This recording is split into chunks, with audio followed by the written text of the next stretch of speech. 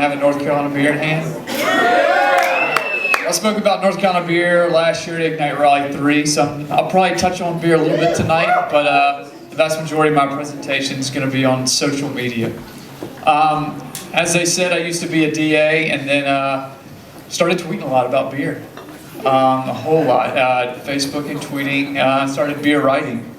And pretty soon some opportunities came up, and that led to my job now, which is Executive Director of the North Carolina Brewers Guild. This was a real tweet that happened the day I got the job. Craft Beer NC is actually the marketing guy over at Big Boss. But this is the one reason that Twitter, Facebook, social media changed my life. I was one of the first adopters of Twitter when it came on the scene, but didn't tweet at all. It was a lurker, just kind of following people. And it wasn't until I actually started tweeting and putting myself out there that they led to these. So these are some of the awards that I've received in the past year or so, just via social media. We've got my other job, which was all about Beer Magazine. And again, I think my bio on the website says I tweeted myself to a job. The second one is one of the best UK beer writers gave me that award this year, the best beer Twitterer.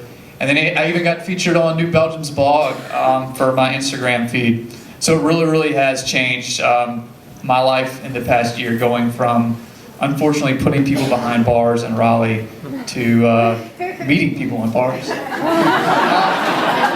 So why is this?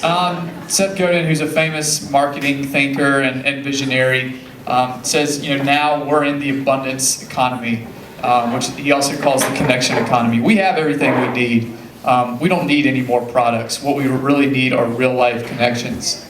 For example, I was really excited to see this news article this past week. Everybody heard about the Pope retiring. He actually recently just got a Twitter account a month or so ago, and it was extremely popular. This came out this week that once all the cardinals go into the conclave, they are not allowed to tweet.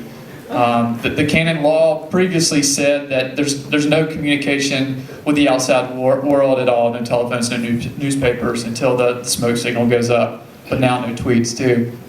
So how do you do this? I'm going to give you a few tips, and this is the most important, and it's be vulnerable, and it's also the most difficult to do. You're going to think, no one cares what I have to say, and you're right, they don't. But they will, and just keep at it, and people will start getting interested in you and start interacting with you and asking you questions. So please, just be vulnerable. Sign up for Twitter, Facebook, Instagram, take pictures of your kids. No cats, there's enough cats on the internet.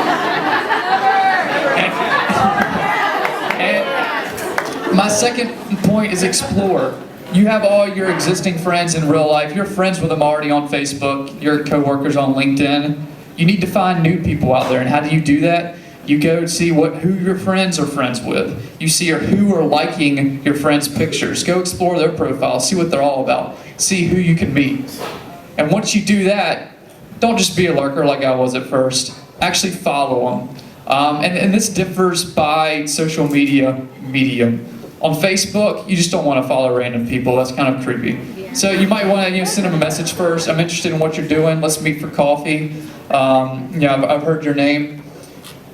Twitter, it's okay. Follow whoever you want. The next one is interact. Like I said, like, comment. Don't just scroll down the pictures in your Instagram feed or scroll down your Twitter feed. Respond to people. This is going to be the only way that you're going to meet new people, and they'll respond back. And you're going to get so excited when you get responses from famous people too. They'll make your day. They really will. And the next rule, let's see. This one's not coming up. IRL, in real life. This is the only thing that matters. You have all these connections in social media. None of it matters until you meet these people in real life.